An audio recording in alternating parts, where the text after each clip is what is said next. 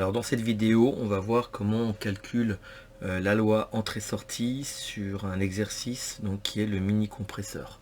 Donc au préalable, on a réalisé le schéma cinématique, le paramétrage, donc je ne reviens pas sur ce paramétrage.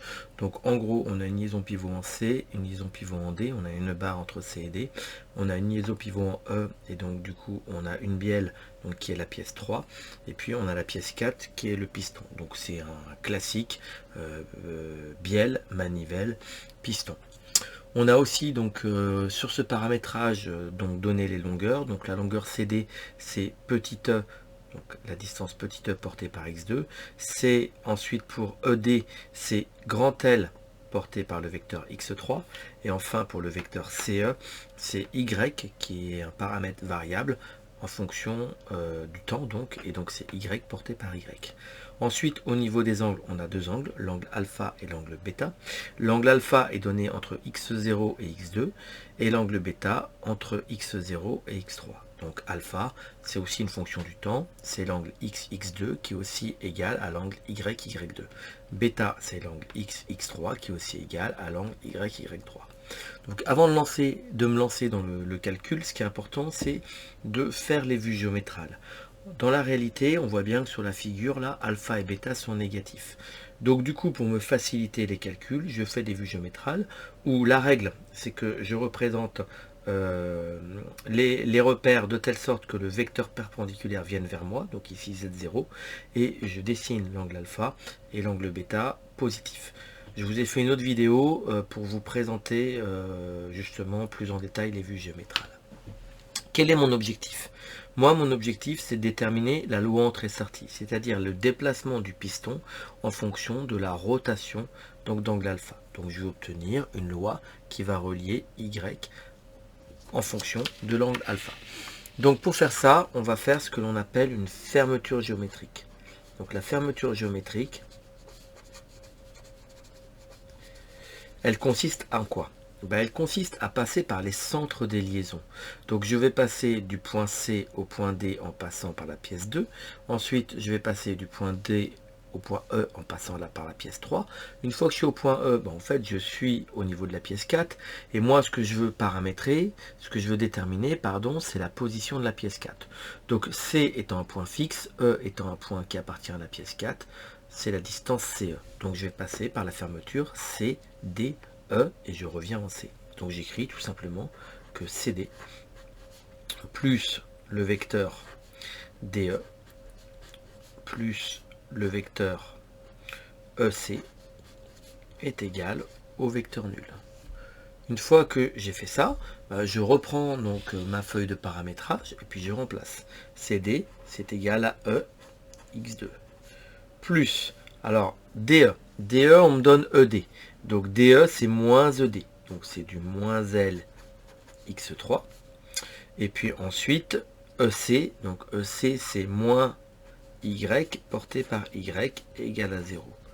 Donc là, j'ai fait ma fermeture géométrique, hop là, et j'obtiens, pardon, un premier résultat, d'accord, qui est que E x2 moins L x3 moins Y porté par Y donc est égal à mon vecteur nul. Alors cette équation, il va falloir l'exploiter. Et pour l'exploiter, on va la projeter dans le repère x0, y0, z0.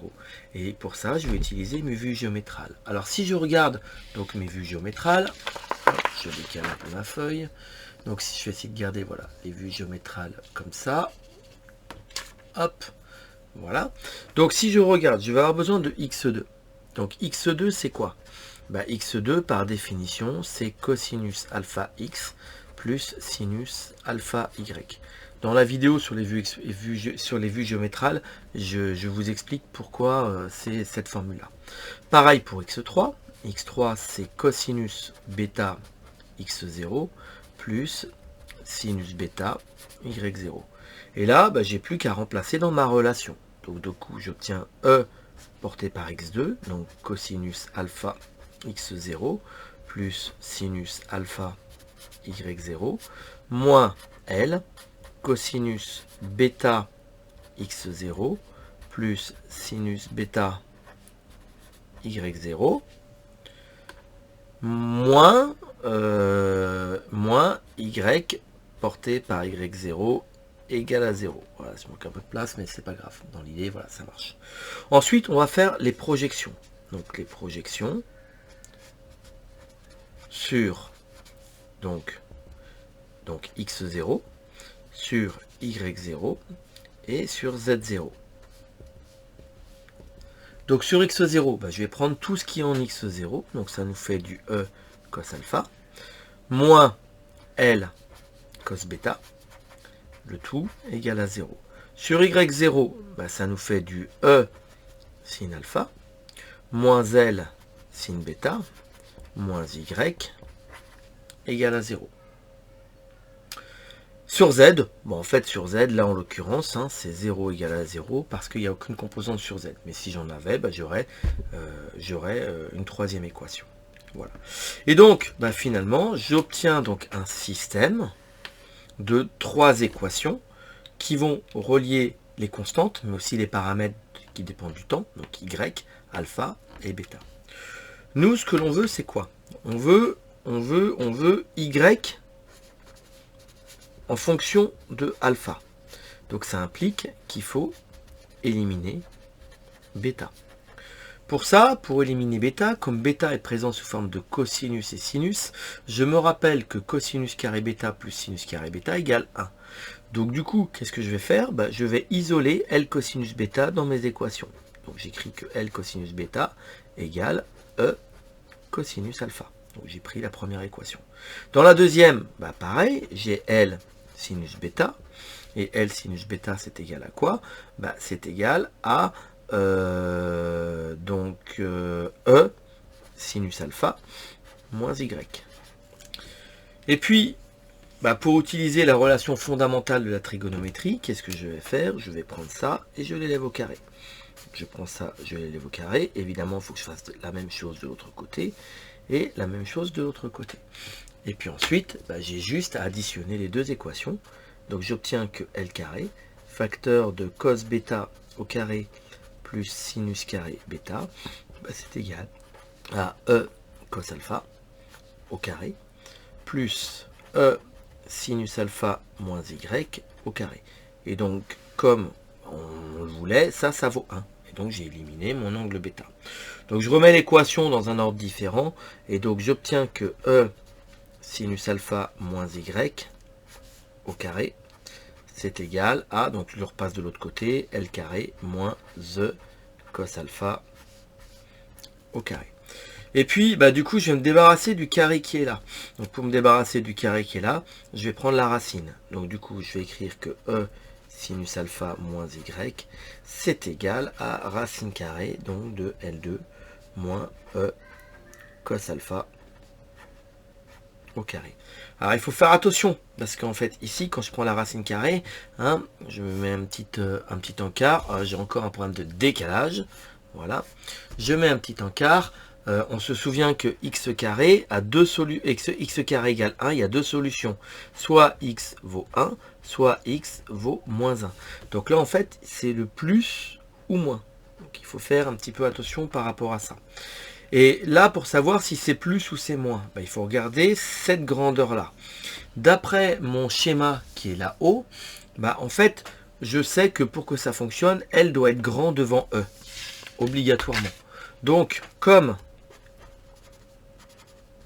L est grand devant E, du coup, forcément, alors L est grand devant E, mais en fait, j'ai aussi la longueur Y pour que ça marche. Elle doit être importante devant E, sinon mon mécanisme est coincé. Et donc Y est aussi grand devant E. Et donc si Y est grand devant E, ça veut dire que Y est plus grand que E sinus alpha. Je vous rappelle que sinus alpha est une fonction bornée qui varie entre moins 1 et 1. Donc du coup, ça veut dire que E sinus alpha varie entre moins E et plus E. Bilan de l'opération, ça veut dire que cette quantité-là est obligatoirement négative. Donc la valeur qu'il faut retenir, c'est le moins. Et donc on obtient la chose suivante, en remettant le tout dans le bon ordre. On obtient donc que Y, c'est égal à quoi? Donc le Y, je le passe de l'autre côté, lui le moins, je le passe de l'autre côté, et j'obtiens naturellement racine carrée de L au carré, moins E cosinus alpha au carré, hop, plus E sinus alpha. Voilà.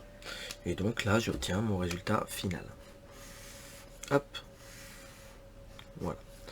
Donc ensuite, si on veut la course, rapidement, bah la course, hein, je reviens pas trop dans le détail, on l'a fait en TD, mais la course, en fait, dans cet exercice-là, c'est égal à 2 fois l'excentration. D'accord? Donc 2 fois l'excentration. Alors comment je fais pour trouver 2 fois l'excentration? Première méthode, comme je vous l'ai expliqué, on va raisonner sur la géométrie. Donc en fait, je vais chercher ici le point mort bas et le point mort haut. Et je vois bien qu'entre le point mort bas et le point mort haut, il y a l'excentration et l'excentration, donc 2 fois l'excentration. Ça, c'est la première méthode. Donc je trouve que la course est égale à 2E. La deuxième méthode, c'est de se dire, finalement, le piston il est au plus bas quand alpha vaut moins pi sur 2, et le piston est au plus haut quand alpha égale pi sur 2. Donc je remplace alpha égale moins pi sur 2, j'obtiens le y mini, et je remplace alpha égale plus pi sur 2, et j'obtiens le y maxi. Et donc, avec ça, j'ai y min moins y max, et en fait, ça, c'est aussi égal à ma course. Hein, donc ça c'est aussi égal à y max pardon moins y min. Donc un peu de place. Voilà. La dernière méthode, c'est la méthode mathématique qu'on ne va pas utiliser là, qui consiste à dériver cette fonction pour rechercher les extrémums et retrouver que finalement le y min et le y max, on les obtient pour alpha égale moins pi sur 2 et pi sur 2. Mais c'est pas pertinent de le faire parce que on est en sciences de l'ingénieur et en fait l'idée c'est quand même de s'appuyer sur le schéma qui est là. Voilà donc pour l'explication.